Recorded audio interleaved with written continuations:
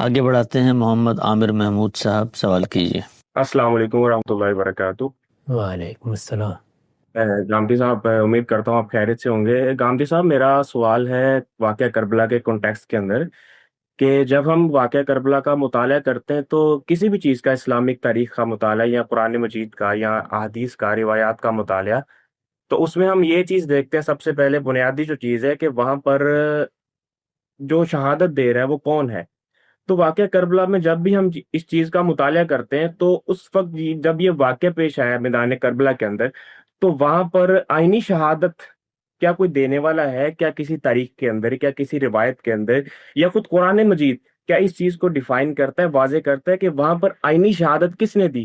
اور جب یہ واقعہ جو بھی آج کتابوں میں لکھا گیا ہے، اہل تشیع کی کتابیں ہم لے لیتے ہیں یا تاریخ کی کتابیں لے لیتے ہیں، تو یہ واقعہ کربلا کا جو اصل پس منظر ہے، جو اس پر پہلی کتاب لکھی گئی ہے، وہ کون سی کتاب ہے؟ ہمیں کس طرح پتہ چلتا ہے وہ اتھینٹک روایت یا کوئی اتھینٹک دلیل ہمارے پاس کون سی ہے کہ جس سے یہ پتہ چلے کہ واقعہ کربلا کا حقیقی پس منظر کیا ہے، اس کا آغاز، اس کا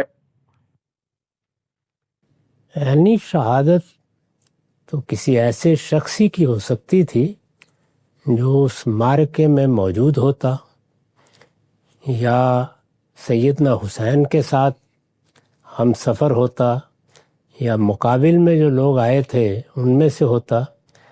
اس میں زین العابدین ہی ہے۔ سلامتی ہے ان آنکھوں پہ جو ہدایت پہ نظریں جمائے بیٹھی ہیں، ان کانوں پہ جو ذکر خیر کے منتظر رہتے ہیں، اور ان قدموں پہ جو ہدایت کی راہ پہ گامزن ہیں، جو زندہ رہ گئے، بعد میں بھی انہوں نے اچھی عمر پائی، ایک بڑا عرصہ انہوں نے عبادت و ریاضت میں گزارا، بڑی غیر معمولی شخصیت تھی ان کی، وہی رہ گئے تھے۔ انہوں نے اس طرح کی کوئی تفصیلات کبھی بیان کرنے کی ضرورت محسوس نہیں کی۔ تو اس لیے یہ بہت بعد کے لوگ ہیں جنہوں نے یہ قصے سنائے ہیں، اور پھر مقتل کے نام سے یا اسی طرح بعض اور عنوانات کے ساتھ بعض رسالے لکھے گئے۔ وہ کوئی بڑے سکہ لوگوں کی تصنیفات نہیں ہیں، وہی بنیاد بنی ہے ابو مخلف وغیرہ، اور بعد کے لوگوں نے وہ روایات جو زبان زد عام تھیں، لوگ ان کو کہیں نہ کہیں سے سن کے بیان کر رہے تھے، وہ اپنی کتابوں میں درج کر دی ہیں۔ ان سب کو دیکھنے کے بعد میرے نزدیک اب صحیح طریقہ یہ ہے کہ آپ واقعے کو اگر سمجھنا چاہتے ہیں تو آپ ان میں سے وہ مواد الگ کر لیں جس پہ کوئی جرح نہیں ہے، جس میں کوئی اختلافی نقطہ نظر نہیں ہے۔ میں نے جب بھی یہ صحیح کی ہے، بالعموم تاریخی واقعات میں بڑی غیر معمولی اور بڑی حد تک معقول تصویر سامنے آ جاتی ہے۔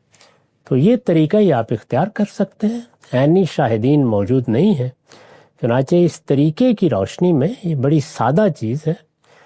یعنی سیدنا حسین رضی اللہ عنہ نے جب یہ محسوس کیا کہ معاویہ رضی اللہ عنہ کے دنیا سے رخصت ہونے کے بعد اب انہوں نے ولایت عہد کا طریقہ اختیار کر لیا ہے اور اپنے بیٹے کو حکمرانی کے منصب پہ فائز کر دیا ہے، تو جس طرح قیادت کی صلاحیت رکھنے والے حوصلہ مند لوگ کوشش کرتے ہیں، انہوں نے کوشش کی کہ یہ حکومت ان کو منتقل ہو جائے۔ اس مقصد کے لیے وہ عازم سفر ہوئے۔ وہاں مکے میں اس کے کوئی اسباب نہیں تھے، وہاں حج کے موقع پر وہ موجود تھے، لیکن اس کے باوصف وہ یہ جانتے تھے کہ یہاں عبداللہ بن زبیر بھی ہیں۔ مدینے سے وہ گریز کر کے نکل آئے تھے، چنانچہ انہوں نے کوشش کی کہ وہ کوفہ چلے جائیں۔ کوفہ کے لوگ ان کو بلا بھی رہے تھے۔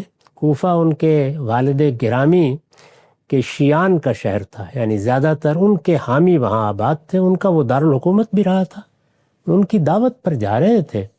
حکومت نے پہلے مرحلے میں وہ حالات کا اندازہ کر کے ان کو قابو میں کرنے کی کوشش کی کہ کوئی فساد پیدا نہ ہو۔